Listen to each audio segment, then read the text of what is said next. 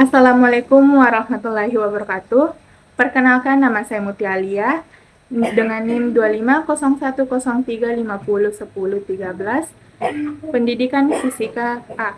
Tahukah kalian kalau alam yang kita nikmati sekarang tidak akan bertahan lama kalau tidak dijaga? Nah, salah satu cara untuk melindungi lingkungan adalah melalui konservasi. Dalam video kali ini, saya akan membahas apa itu konservasi, jenis-jenisnya, dan bagaimana penerapannya dalam pengelolaan lingkungan.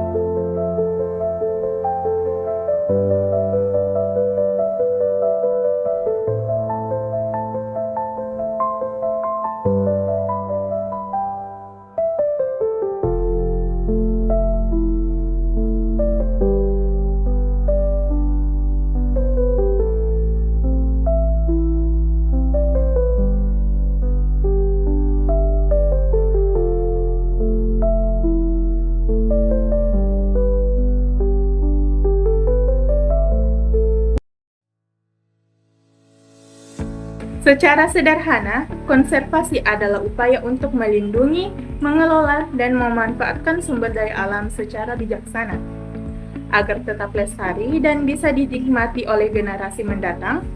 Konservasi bukan berarti melarang pemanfaatan alam sama sekali, tapi memastikan bahwa pemanfaatannya dilakukan dengan cara yang tidak merusak keseimbangan ekosistem.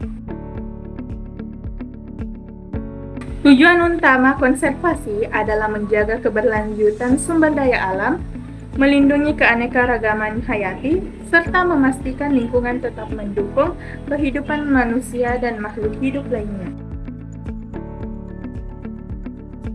Adapun jenis-jenis konservasi dalam pengelolaan lingkungan, yang pertama, konservasi in situ atau di tempat aslinya.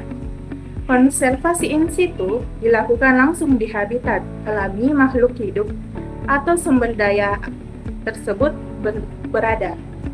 Contohnya, taman nasional, seperti Taman Nasional Komodo atau Gunung Leuser, cagar alam dan Suaka Marga Satwa, tempat melindungi flora dan fauna langka, serta hutan lindung yang menjaga fungsi ekosistem dari erosi dan banjir. Kelebihan in situ adalah makhluk hidup tetap berkembang di lingkungan aslinya, sehingga keseimbangan ekosistem terjaga. Yang kedua, konservasi ex situ, di luar habitat aslinya. Konservasi ex situ dilakukan dengan memindahkan spesies atau sumber daya dari habitat aslinya ke tempat lain yang aman untuk pelestarian. Contohnya kebun botani, tempat menanam dan melestarikan tanaman langka, kebun binatang atau penangkaran satwa untuk hewan yang terancam punah, serta bank genetik, tempat menyimpan biji, sperma atau embrio hewan atau tanaman agar bisa dikembangkan kembali di masa depan. Konservasi ex situ penting sebagai cadangan jika habitat asli sudah rusak. Yang ketiga, konservasi sumber daya alam hayati dan ekosistemnya.